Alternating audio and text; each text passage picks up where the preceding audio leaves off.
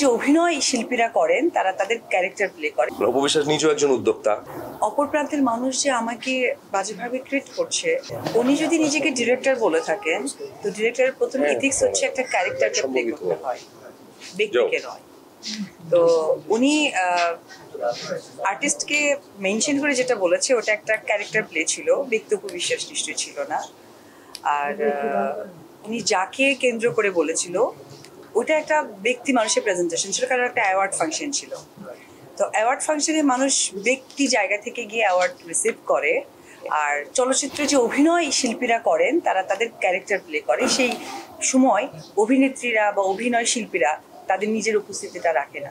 আচ্ছা আমি একটু বলি, আচ্ছা আমি শেষ করি, আমি একটু বলি। সেটা হচ্ছে যে এই মানে যে কোনো উদ্যোক্তার জন্যই আসলে অপবিশ্বাস নিজেও একজন উদ্যোক্তা, আমরাও এরকম উদ্যোক্তাদের সাথে জড়িত বড় কোম্পানি। সো আমার মনে হয় যে যারা উদ্যোগ গ্রহণ করেন, যারা ব্যবসা করেন, তারা অনেক শখ করে আসলে আমাদেরকে বা আপনাদেরকে ইনভাইট করেন। এটা আমার কাছে রিকোয়েস্ট, ওনাদেরকে একটু প্রচারণায় সাপোর্ট দিবেন। প্রথমেই বলবো যে আমি একজন নারী, আমি একজন মা, এটা আমার সর্বপ্রথম পরিচয়।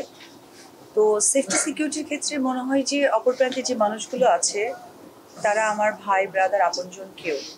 এটা আসলে আমি একটি কথাই একবার কি বলতে চাই যে আমাদের প্রত্যেকটা মানুষের মেন্টালিটি ঠিক পারিবারিক জায়গাটা নিতে হবে।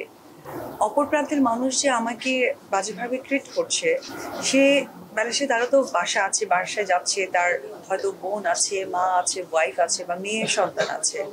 যখন তারা চিন্তা করবে যে আমার ঘরেও ঠিক এই 4টা পজিশনের মানুষ আছে আর আমি যে মানুষকে ট্রিট করছি সেও ঠিক কারো হয়তো বা ওয়াইফ, মেয়ের সন্তান, মা। তো এইটা যখন মানসিকভাবে সৃষ্টি হবে তখন আমার মনে হয় সবকিছু ঠিকঠাক হয়ে যাবে।